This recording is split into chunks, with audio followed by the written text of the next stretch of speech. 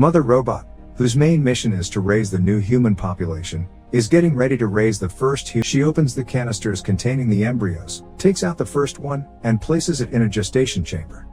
The embryo will gestate into a baby in just 24 hours within the artificial womb. Mother waits patiently, as bombs are heard outside of the facility. Once the fetus has developed into a baby, Mother can begin raising the child into a human. The next sequence of the film shows the full developmental stage of the child. Baby is seen taking its first steps, laughing and crying, running around and playing, all under the watchful eye of Mother. Baby turns little girl in no time and can be seen making origami animals with Mother, dancing ballet, and putting stickers on the robot.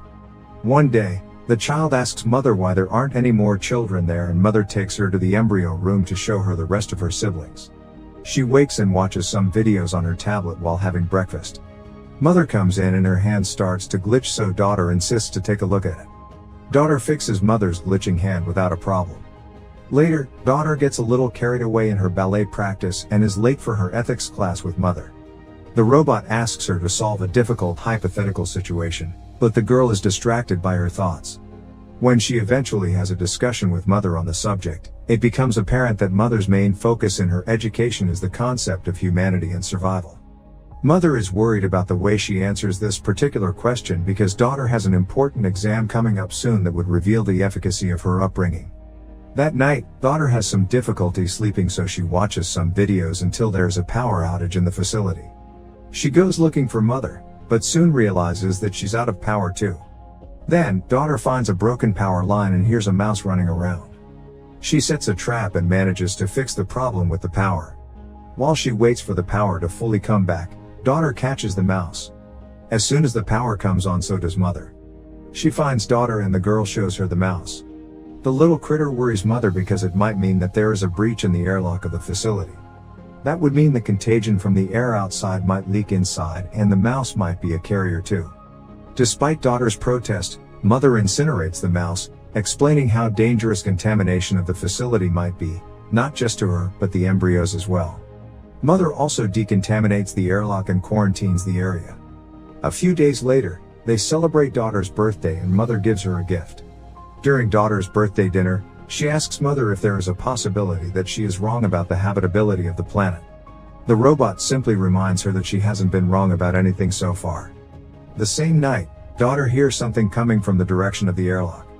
She goes to check, and when she doesn't see anything through the first hatch, daughter puts on a protective suit. She hears something outside again and, despite her better judgment, takes off the mask and opens the first hatch. Daughter gets close to the other hatch when she hears a woman screaming for help, saying she's been shot. Daughter quickly gets another suit, places it in the airlock, and when she's safely out, she opens it. Suddenly, an alarm goes off, waking Mother as well. The woman enters the airlock and daughter tells her to put on the suit, then the woman begs her not to tell Mother. Daughter, and when the robot arrives, she says that she opened the hatch for just a second. Mother scolds her and, as a form of punishment, decides to give her the important exam at that instant. In the next shot, both are at the classroom and Mother is giving daughter the exam, with an hour to complete it, while she tends to other things. As soon as Mother leaves, daughter goes back to the airlock, finding the woman unconscious. She shuffles through her bag, finds a gun and wakes her up. Daughter tells her that she'll give her all the medicine she needs, but that they can't stay there. The woman sees the water and goes to take off her mask, telling daughter that she's been lied to about the contagion. Daughter manages to hide her away in another part of the facility, before Mother returns to the airlock, and leaves the woman there to get the medicine. While she puts everything that she needs from the infirmary together, Mother finds the mask near the airlock. Daughter breaks one of the medicine bottles and cuts herself on it when she hears Mother passing by. The woman takes out the rest of the suit and sees Mother burning the mask in the incinerator, freaking out and searching for her gun. When daughter comes back, the woman sneaks up on her and asks for her gun, telling her about the droid she saw. Daughter says that it's Mother, but the woman tells her that droids like her mother were the ones to hurt her. Meanwhile, Mother notices that daughter isn't taking her exam and comes looking for her. The woman hears her coming, grabs the gun, and when daughter screams for the robot, she grabs her too. Mother sprints toward them, and as soon as she enters the room, the woman shoots her. Before she can do any serious damage, however, Mother gets to her and incapacitates her instantly. Daughter begs her not to kill the woman and tells her that she needs their help because she's hurt. Mother doesn't have a problem helping the woman, but she does have a problem with daughter lying to her. They take her to the infirmary, but mother makes daughter wait outside.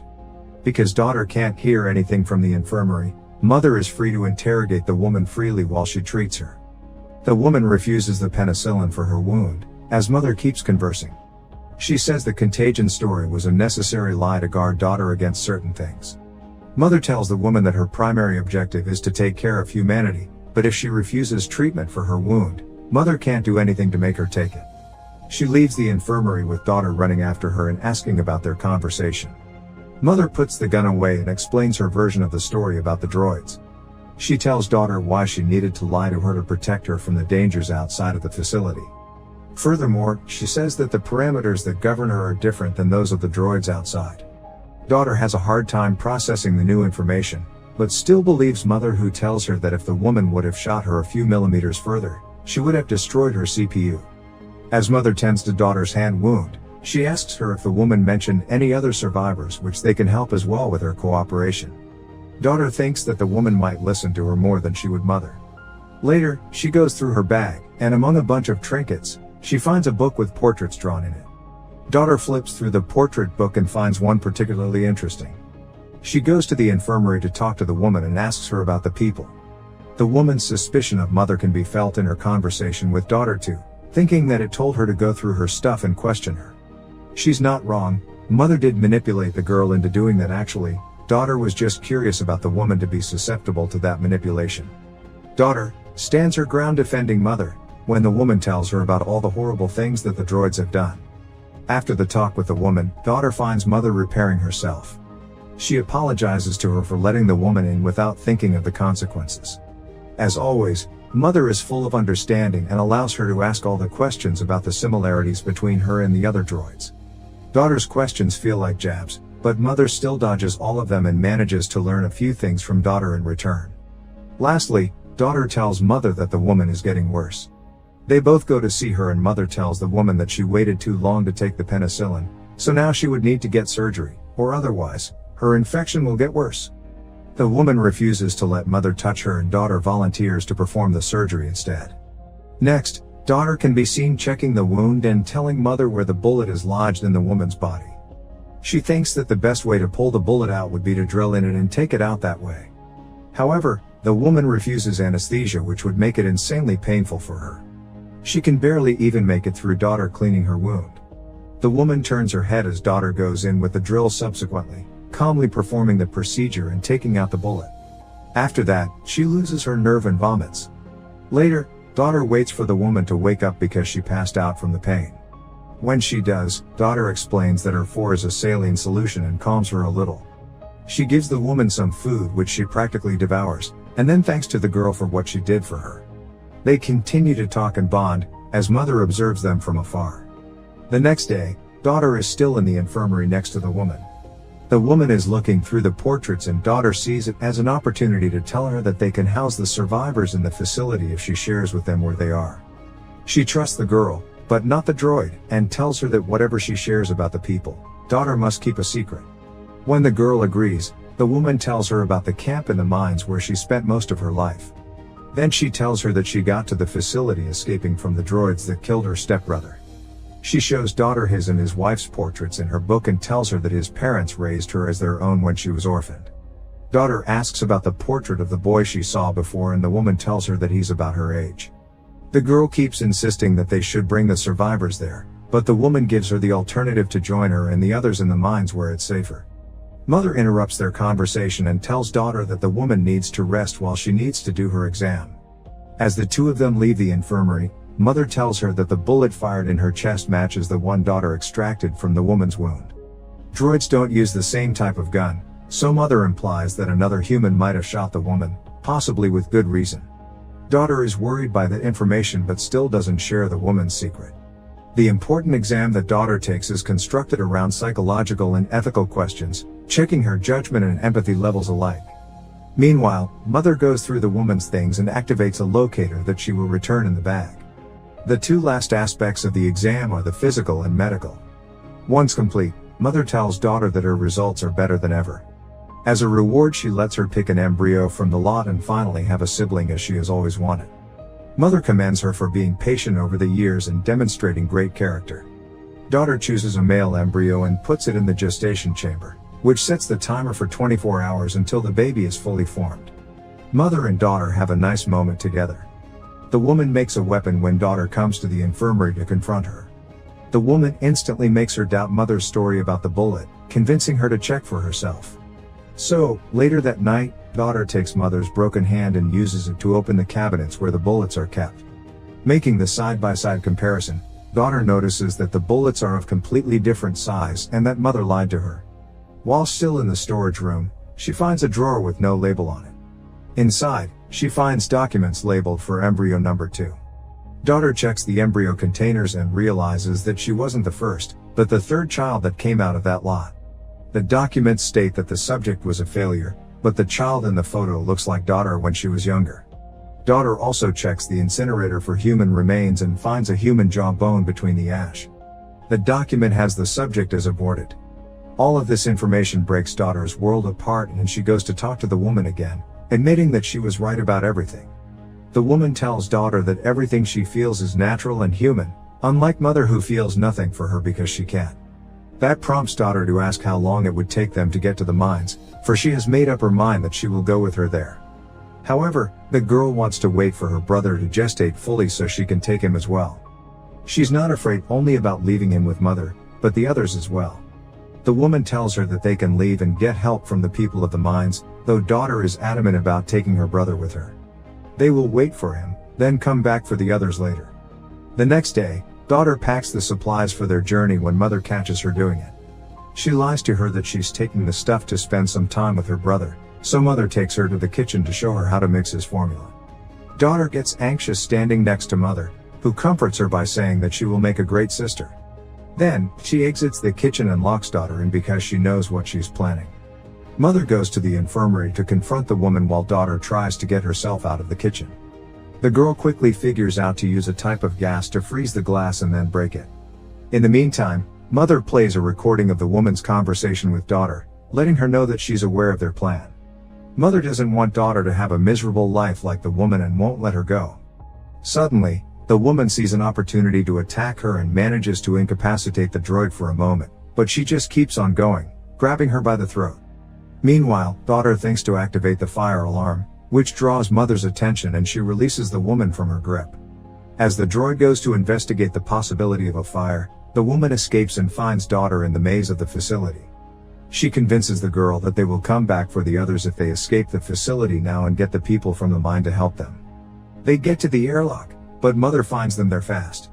When she sees her approaching, the woman grabs daughter as a hostage to make mother open the door. With no intention of getting daughter hurt, mother complies with her demand, and the two of them escape the facility finally. Suddenly, daughter is confronted with the realities of life outside and attacks the woman. She subdues her and tells daughter that they need to find cover. As they walk toward their destination, they immediately get tracked down by the droids, though they hide in the cornfield to stop them from following. Daughter asks the woman about the cornfield and she tells her that it showed up with the other droids 6 months prior. Before that, humans could hardly breathe the air. After a long journey through the desolate landscape, they arrive on a beach with a massive shipwreck and tons of cargo containers. It's daughter's first time seeing the ocean. She doesn't take long to understand that the woman actually lives in one of the containers with a dog. The woman confesses that she fled the mines years before because the people that lived there began treating each other terribly when the hunger struck. She tells daughter that there is no hope in finding them because they've all gone mad. Daughter gets struck by the doom of the woman's life outside and feels terrible for leaving her brother behind. Even with the woman doing her best to convince her to stay, daughter eventually leaves her behind and goes back to the facility by herself. When she arrives before the facility, the droids guarding it aim their weapons directly at her heart. However, when daughter demands to speak to mother, they let her pass without a problem. The door opens for her to enter and she immediately disables it, to stop the droids from coming inside. Daughter grabs an axe and starts looking for mother, when she hears her brother crying and mother telling her that she's glad for having her safe at home. When the girl peeks at mother and the child, she decides that she wants to see him up close. Mother tells her to come closer but leave the axe behind. As mother explains her purpose and the purpose of the facility, daughter keeps dropping her guard. The droid tells her that her objective was to make a better human, superior to the ones that destroyed the planet as well as themselves. Even though she was the one to ultimately create the extinction event, Mother did it all to elevate her human creators to a higher level. Daughter asks to hold her brother and approaches Mother, then finally drops the axe, as if she's made her decision about what needs to be done for the future. Mother calls him perfect and daughter confronts her about the way she handled the other children before her. The droid tells her that she's holding the baby too tight and walks toward her when daughter flees the room, trapping Mother with the door. She goes into the other room and gets the gun, as the other droids begin breaking down the airlock. Mother tries to free herself from the door as well, when daughter shows up in front of her with the gun, telling her to call the others off. The droid explains that there is no difference between her and the other droids and machines on the planet. They are all Mother, a single consciousness with numerous bodies. Daughter lowers her gun, realizing that Mother did kill all the other people. Mother gives her the option to either stay with her and raise her brother or leave the facility without him. Daughter gives her the third alternative, which is for her to take care of him herself, to do what she was raised to do. Daughter asks Mother for a chance to show her what she is capable of, and the droids stop breaking down the airlock. Mother tells daughter how to disable her. She shoots her CPU, after saying that she won't need her anymore. Daughter breaks down and cries, carrying the whole of humanity on her back. Simultaneously, the woman finds the tracker in her bag, and Mother shows up at her home in the body of one of her droids. She tells the woman that she has fulfilled her purpose, implying that she was one of the babies born before daughter. In the last moment of the film, daughter is seen singing to her brother and then checking on the rest of her siblings in the embryo room.